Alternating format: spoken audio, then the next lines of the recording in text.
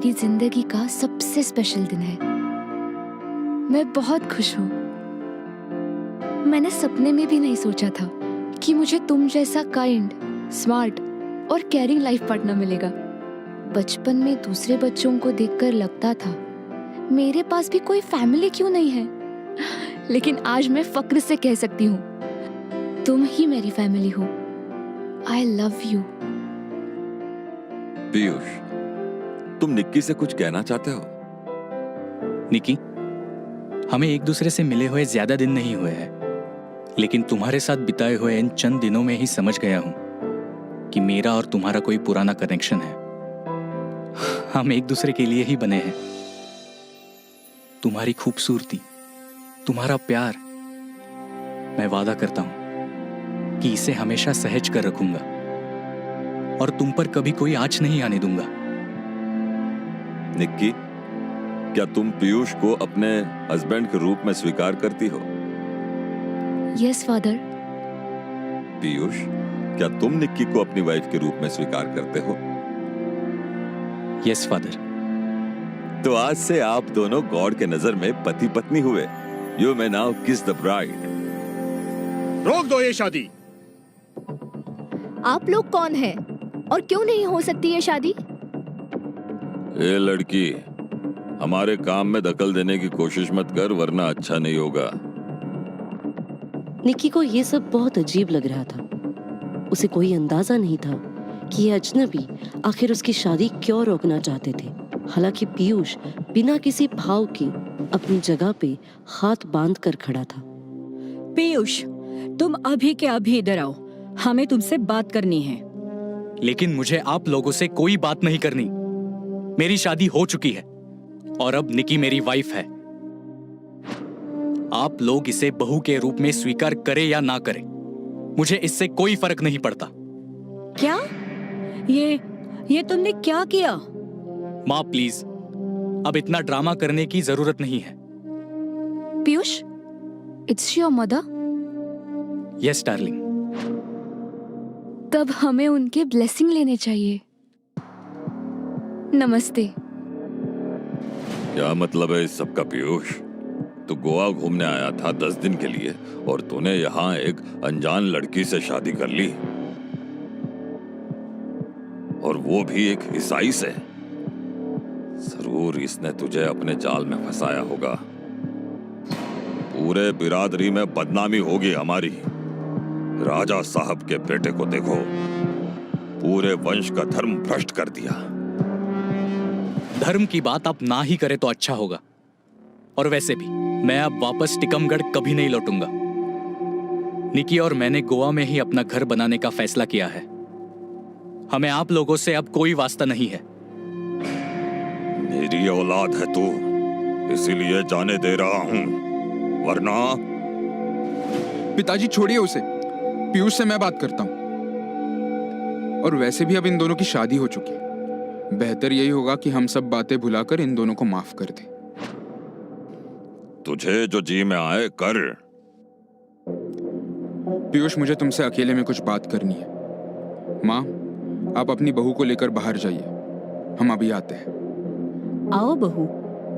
क्या लगता है तुझे निकी? क्या वो पीयूष से तेरी बुराई कर रहे होंगे? मुझे कैसे पता होगा? पीयूष ने शादी से पहले ही मुझे बता दिया था कि उसकी फैमिली में लव मैरिज नहीं होते। ऐसे में वो हमसे गुस्सा तो होंगे ही। इसलिए कहता हूँ, हमारी बात मान और हमारे साथ गाँव चल। तुझे नहीं पता तेरे इस फैसले से हमें कितना नुकसान हो सकता है, और इन सब की पूरी जिम्मेदारी तेरी होगी। बोल, खुश रह पाएगा तू हमें बर्बाद करके? आहे भरता हुआ पीयूष समझ गया था कि वो बुरी तरह से फंस चुका है। मुझे पहले निकी से एक बार बात करनी होगी।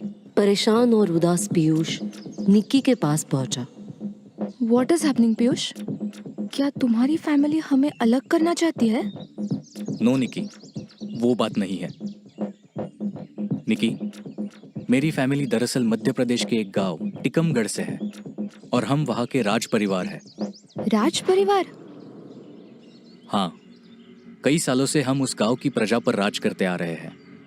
पहले हम वहाँ के जमींदार हुआ करते थे, और फिर पैसे और रुतबे बढ़ाने के साथ साथ हम और पावरफुल होते गए, और वहाँ के लोगों ने हमें अपना राजा मान लिया। मतलब तुम एक प्रिंस हो? एक तरह से। ये सब निक्की के लिए बहुत आश्चर्यचकित था, क्योंकि पीयूष का रहन सहन उसे साधारण से मध्यम वर्गीय परिवार का लगता था। यही कारण है कि मेरी फैमिली में कोई लव मैरिज नहीं कर सकता। हम केवल दूसरे ऊंचे घराने के लोगों के साथ ही रिश्ता जोड़ सकते हैं, लेकिन मुझे उनकी तरह नहीं जीना। मैं तुम्हारे साथ ही रहना चाहता हूँ, गोवा में। मुझे टिकमगढ़ वापस नहीं जाना, लेकिन मेरी फैमिली चाहती है कि हम लोग वहां जाकर ठीक तरह से शादी करें। उनकी नजरों में इस ईसाई सेरेमनी के कोई मायने नहीं है। तो तुम बताओ, क्या तुम मेरे साथ टिकमगढ़ जाना चाहती हो? तुम पे कोई जोर जबरदस्ती नहीं है। पीयूष, ये तो बहुत अच्छी न्यूज़ है। हमें टिकमगढ़ जाना चाहिए। तुम्हारी पूरी फैमिली के सामने हम दोबारा शादी करेंगे। It will be fun. Nikki, मुझे डर लग रहा है कि कहीं तुम उन सब परंपराओं से और रस्मों से परेशान ना हो जाओ जो मेरे यहाँ मानी जाती है, क्योंकि एक बार हम वहां चले गए तो उन्हें निभाने के अलावा हमारे पास कोई और रास्ता नहीं होगा। वो सब बहुत रूढ़िवादी है। मुझे कोई प्रॉब्लम नहीं है पीयूष। आफ्टर ऑल, मुझे तुम्हारे कल्चर के बारे में कितना कुछ जानने को मिलेगा। तुम जैसा ठीक समझो निकी, मुझे कोई एतराज नहीं, पर मैं फिर भी तुमसे कहूंगा, एक बार सोच लो। इसमें सोचना क्या है? मैं टिकमगढ़ जाकर तुम्हारे परिवार के साथ रहना चाहती हूँ। वैसे भी मैं तुम्हारे और तुम्हारे परिवार के बीच के तनाव का कारण नहीं बनना चाहती। ठीक है निकी, मैं उन्हें हाँ बोल देता हूँ।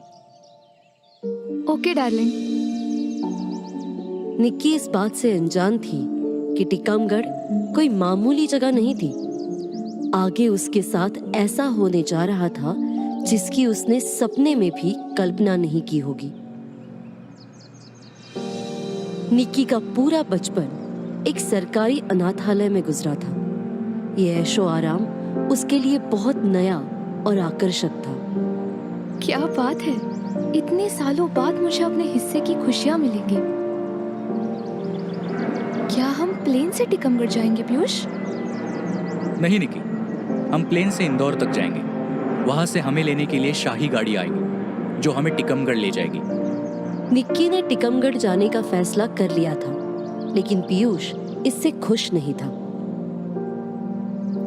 एक नई जिंदगी की शुरुआत करती हुई निक्की सुहाने सपने संजो रही थी। मैंने कभी सपने में भी नहीं सोचा था कि मुझ जैसी अनाथ लड़की की इतनी बड़े रॉयल फैमिली में शादी होगी। लेकिन पीयूष इतना चुपचाप क्यों लग रहा है? और कुछ ही देर में उनकी फ्लाइट इंदौर पहुंच गई। ओह माय गॉड, ये सब क्या टिकमगढ़ के रॉयल गार्ड है? हाँ, ये सब हमें ही लेने आए हैं। निक्की ने कभी ख्वाब में भी नहीं सोचा था कि उसके ससुराल में उसका वेलकम इतने शानो शौकत के साथ होगा। बहुत से कच्चे पक्के रास्ते से उनका काफिला गुजरा और थोड़ी ही देर में अपने ससुराल टिकमगढ़ पहुंच गए। ओह वाह, इतना बड़ा पैलेस! निक्की के लिए ये दृश्य बेहद ही मनमोहक था। अपना ऐसे भव्य स्वागत देखकर उसकी खुशी का ठिकाना नहीं था। निक्की के कदम धीरे धीरे राजमहल के अंदर प्रवेश कर रहे थे और मन में एक ही सवाल बार बार आ रहा था। कितने रॉयल तरीके से मेरा स्वागत हो रहा है। अमीरों की बात ही कुछ अलग होती है। ये लोग भी कुछ बुरे नहीं हैं। ना जाने क्यों पीयूष यहाँ मुझे लेकर नहीं आना चाहता था। पीयूष ने हमारे मर्जी के बिना शादी की, पर उसने बहू लाखों में एक ढूंढी है। ऐसी सुंदर लड़की तो शायद हम भी नहीं ढूंढ पाते। ठीक कहती है माँ जी। हमारी देवरानी तो एकदम चांद का टुकड़ा है। देवर जी बहुत भाग्यवान है। अब तुम थोड़ा आराम कर लो बहुरानी, बहुत थक गई होगी। कितनी सुंदर जगह है ये। यहाँ तो मैं राज करूंगी। तभी उसे कुछ याद आया। अरे मेरा फोन कहाँ है?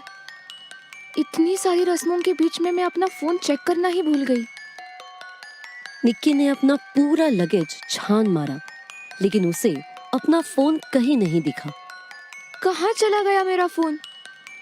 कहीं तो नहीं गिर गया? उसने गार्ड से मदद मांगना ठीक समझा। सुनो, मुझे मेरा फोन नहीं मिल रहा। शायद महल में कहीं गिर गया है। क्या तुमने कहीं देखा है? नहीं बहू रानी, हमने नहीं देखा। पता नहीं कहाँ खो गया। मेरा फोन ढूंढो प्लीज, और अगर मिल जाए तो मुझे लाकर दे देना। मैं सोने जा रही हूँ। जी बहू रानी, मैं ढूंढता हूँ। निक्की के जाते ही उस गार्ड के होठों पर एक रहस्यमयी मुस्कान आ गई। अब ये मोबाइल आपको नहीं मिलेगा बहू रानी। मालिक, ये रहा नहीं बहू रानी का फोन। शाबाश भवानी सिंह, तुम मेरे सबसे वफादार आदमी हो। तुमने बहुत अच्छा काम किया है। यह तो हमारा सौभाग्य है मालिक। आप हमारे माई बाप हो। आपके मुंह से निकले शब्द हमारे लिए पत्थर की लकीर है। राजा साहब के द्वारा निक्की का फोन छुपाने के पीछे क्या मकसद था? आखिर वो निक्की को बाहरी दुनिया से अलग क्यों रखना चाहते थे? क्या निक्की के ऊपर कोई मुसीबत आने वाली थी? जानने के लिए देखते रहिए शैतानी रस्में और सब्सक्राइब करें चैनल को।